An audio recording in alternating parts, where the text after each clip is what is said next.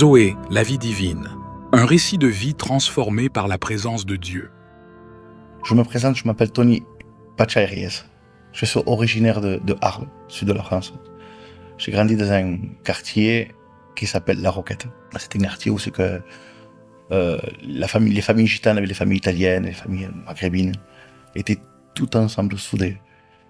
Et j'ai vécu mon enfance là. Il y avait ma grand-mère. Moi j'habitais là, ma grand-mère était en face. Il y avait mes tantes. On était tous ensemble. C'était vraiment quelque chose de... Le souvenir que je garde fort de La Roquette, c'est que il y avait de l'amour. On était tous ensemble. Unis. Une famille unie. Ben, je viens d'une famille d'artistes. En fait, mon grand-père était José Reyes.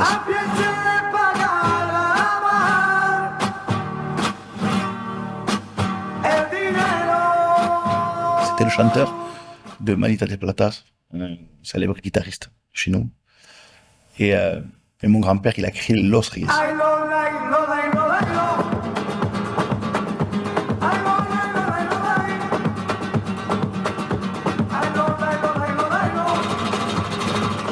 Los Reyes avec mes oncles, ils étaient 5. Il y avait Pablo, Pachay, André, qui était plus jeune, Nicolas et Canut. Ils ont créé Los Reyes. Et après de Los Reyes, quand lui est décédé, ils se sont assemblés avec les Bayardo et ils ont fait le groupe Gypsy King. Voilà, et moi j'ai grandi au milieu de ça. Au milieu de ça, moi j'ai été contaminé par la musique, c'est dans le sang. Les Gitans, la plupart des Gitans ont la musique dans le sang. Et moi j'ai commencé très jeune. J'ai commencé à l'âge de 4 ans à faire mon premier enregistrement. À 7 ans, j'ai joué à la guitare. Et à partir de 8-9 ans, j'ai commencé à chanter, mais dans le monde entier.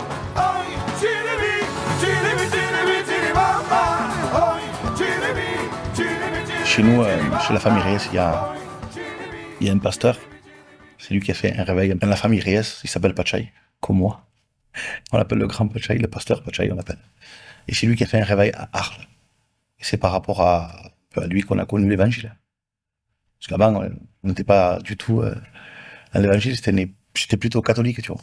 Et en 2014, j'ai rencontré le Seigneur par rapport à mon frère, qui m'a invité dans une réunion. J'ai été. La parole m'a plu, ça m'a plu. Et de là, j'ai donné mon cœur à Dieu. Alors, au début, c'était très bien. Ça me plaisait beaucoup. Dans ma communauté, on n'acceptait pas qu'on puisse vivre de la musique, faire de la musique. Et en même temps, être la loi. Pour eux, c'était inconcevable de pouvoir faire la deux, c'est inconcevable encore aujourd'hui de le faire. Et pour moi, c'est très dur, très dur, parce que, voilà, moi, la musique, c'est à nous, et moi, je sais faire que ça. J'ai essayé de faire d'autres travails, j'ai essayé, mais tu sais, quand tu fais quelque chose qui ne vient pas de Dieu, c'est fort à porter. C'est un fardeau.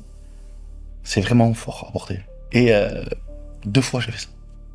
2 fois, je suis parti dans le monde, je suis revenu parce qu'il y avait une part de moi qui aimait le Seigneur de tout mon cœur. Mais par rapport à ces choses-là, il faut pas faire ci, il faut pas faire ça. On peut pas aller ici, on peut pas aller là-bas. Ça me bloquait. Ça me bloquait. Et dans mon cœur, j'avais pris la décision de dire, j'avais dit à ma femme, écoute, je veux plus de Dieu. C'était peut-être méchant de ma part, mais je voyais Jésus comme un tyran, tu sais. Quand t'as des enfants qui te demandent une paire de baskets, tu peux pas leur acheter. Quand t'as des enfants qui te demandent quelque chose de simple, tu peux pas venir à leurs besoins. C'est dur pour un père. C'est dur à porter. C'est très dur. En plus, je demande à Dieu, Seigneur, trouve un travail. Je faisais des démarches pour trouver un travail. Mais il y avait rien qui s'ouvrait à moi. Parce que c'était pas la volonté de Dieu, c'était la volonté des hommes. C'était la volonté des hommes, mais pas celle de Dieu. Et je suis resté... Voilà, j'ai dit c'est fini, je veux plus entendre parler des choses de Dieu. Et j'ai fait ma vie dans le monde. Et bien évidemment, il y avait la drogue, il y avait le boire, il y avait tout ce qui va avec, tu vois, l'alcool. Mais tu sais, quand il y a ces choses dans ton foyer, ben ça marche pas. Ça marche pas parce que l'ennemi était marié entre ses mains, tu vois.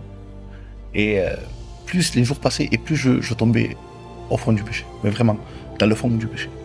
Vraiment, dans le fond. Voilà, j'ai fait des choses que jamais de ma vie j'aurais pu faire, mais voilà, ça s'est passé. Tu vois. Et un jour, 7 h du matin, j'ai crié à Dieu. J'ai crié à Dieu. Parce que dans le groupe avec lequel j'étais, il y avait un frère qui avait rencontré le Seigneur. Il avait totalement changé. Moi, je connaissais ce frère, c'était mon copain. C'est avec lui que je faisais les 400 coups. Et il a changé d'un coup. Il a changé, plus la même personne. Mais j'ai dit, il y avait une jalousie en moi qui s'est mise, tu vois. Et je dis, Seigneur, je veux ce Jésus aussi. Je te veux, Seigneur, je veux, c'est ça que je veux. Et à 7 h du matin, je revenais d'une fête, alcoolisé et drogué, bien sûr. Et j'ai crié à Dieu.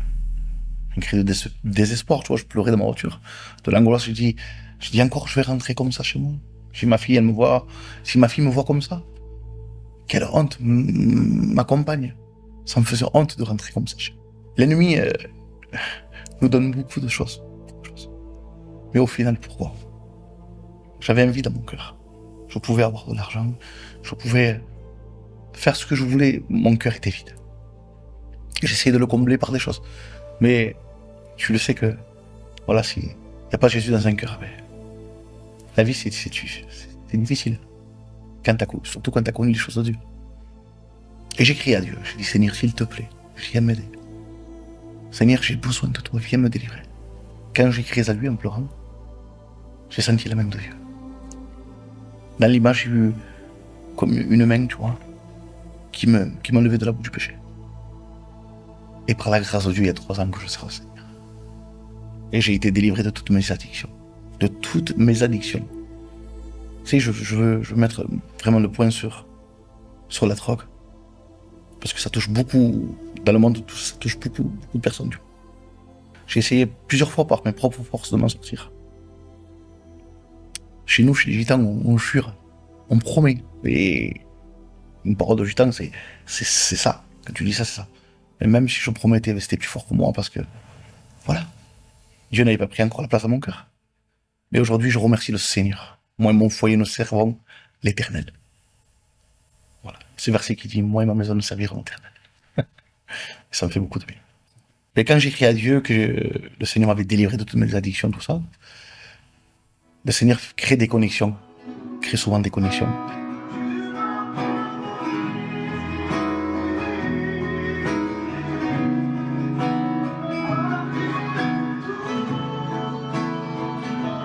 Il y a un frère qui m'a mis en contact avec Chris Campion, que je connaissais pas, où j'avais entendu parler vaguement. Et je les ai invités à venir faire une réunion chez moi, à la maison de mon père, à Arles. Et ça a été une explosion. Ça a été une explosion. On a senti la grâce de Dieu, on a senti le Saint-Esprit. Des enfants étaient baptisés dans le Saint-Esprit. C'était quelque chose de fort qui s'était passé ce jour-là. Moi, j'avais entendu des choses pas très belles sur lui. J'avais entendu des choses pas très belles sur lui. J'avais une préhension un peu de mon cœur. Je me disais, est-ce que c'est vrai ce que les gens disent? Et non. Non, pas du tout. J'ai vu un homme de Dieu. J'ai vu un homme qui aimait le Seigneur, lui et son foyer. Et Chris, ça a été cette main tendue. C'est lui qui a permis à ce que je puisse parler de Dieu. Qui a été mon papa spirituel, il m'a aidé dans les démarches à marcher avec le Seigneur. Et tout est possiblement tendu une main. Et par rapport à eux, j'ai pu faire mon travail, qui est la musique, et servir le Seigneur. J'ai pu faire les deux choses. Et je remercie le Seigneur aujourd'hui de m'avoir mis Chris sur mon chemin et toute l'équipe de Tout est possible. Oh, papa, je t'aime tellement. Oh, papa, merci pour ton amour. Oh, papa. J'ai vécu des choses incroyables pendant 3 ans. Des personnes qui voulaient se suicider, chantant, être délivrées. Des foyers brisés en parlant, reconstruits. Plein de choses. Une fois, j'étais au Mexique avec les Gypsy Kings. Et il y avait un percussionniste. En fait, il y avait quelqu'un qui remplaçait notre percussionniste. Et pour lui, de jouer les Gypsy Kings, c'est vrai que c'est fameux de jouer les Gypsy Kings en tant que... C'est vrai, ils sont connus dans le monde entier, c'est merveilleux. Mais lui, il était émerveillé par ça. Mais moi, je sentais le besoin de son cœur. Il y a un frère qui est chrétien, dans le groupe qui s'est levé. un chrétien, il lui a témoigné de Jésus. Et lui m'a dit maintenant, parle. On a parlé, on a commencé. Moi, il me dit, Gypsy King, c'est énorme. J'ai dit, oui, oui. J'ai dit, tu sais, c'est bien beau d'être dans le groupe de Gypsy King, c'est bien. Mais tu sais, ça remplit pas un cœur. Parce que le Seigneur, pendant que je lui parle, je vois un cœur vide, tu vois. Il me dit comment? Je dis non, ça remplit pas un cœur. Le seul qui remplit un cœur s'appelle Jésus. Et là, je sens le Saint-Esprit tomber. Là où on était, tu vois. Il me dit, je veux ce Jésus. Je dis, mais c'est facile. Donne depuis ta vie. On a commencé à prier et il a accepté Jésus dans sa vie. Et plein d'expériences comme ça. Des guérisons, des transformations, des choses magnifiques qu'on a vécues. J'ai vécu vraiment des choses, vraiment de belles choses. Et une fois, je suis à Dubaï. Et là, je suis saisi par le Saint-Esprit. Dieu me parle, me dit, il y avait un ami à moi. Il avait une maladie des yeux, tu vois. Il avait un problème. Il dit, tu vas prier pour lui. Et je dis, Seigneur, comment ça je vais prier pour lui? J'ai dit, comment ça devant tout le monde? En plus, on était c'était un endroit un peu huppé, tu vois, c'était de l'extérieur. C'était vraiment, il y avait du monde. Et moi, j'avais vraiment honte de le faire. Mais bon, j'ai été attentif à la voix de Dieu. J'ai dit, écoute, je peux prier pour toi, s'il te plaît. Alors, on était à l'extérieur, je le prends avec moi, on va à l'intérieur. Et quand je l'amène à l'intérieur, je commence à prier pour lui. Et le patron du restaurant, au fond, il vient, il s'avance. Il s'approche. Il me dit, je voudrais ce Jésus. Moi aussi. Et là, j'ai commencé à prier pour les deux. Mais on a senti la grâce de Dieu, le Saint-Esprit tomber. Et des expériences, beaucoup d'expériences. Jésus, Jésus, comment ne pas t'aimer? Comment ne pas t'adorer, ô roi des rois? Là, ça fait 3 ans déjà que je sers le Seigneur, avec mon foyer. Ma compagne, qui est un soutien pour moi, je remercie le Seigneur. Mes enfants aussi, ont donné leur vie à Jésus. Aujourd'hui, je peux dire que moi et ma maison, nous servons l'Éternel. Et c'est un rêve que je vis. Je le vis tous les jours. C'est merveilleux d'appartenir à Dieu. J'ai appris pendant ces 3 ans que nous sommes enfants de Dieu. Et le Seigneur nous dit d'aller de partout dans le monde et d'annoncer la bonne nouvelle. Même dans des endroits, on peut penser pour l'être humain, non, il faut pas aller là-bas. Mais le Seigneur, s'il te veut là, c'est lui le patron, il te veut là. C'est pour ça qu'il faut vraiment s'appuyer sur Dieu et malheur à l'homme qui se confie en l'homme. Il faut s'appuyer à Dieu de tout son cœur et avancer avec lui. Voilà ce que je peux laisser aujourd'hui. De faire confiance au Seigneur. La vie divine réservée par Dieu se révèle pleinement lorsque nous faisons sa volonté, plutôt que celle des hommes. En suivant Dieu, nous découvrons une existence enrichie par sa paix et son amour.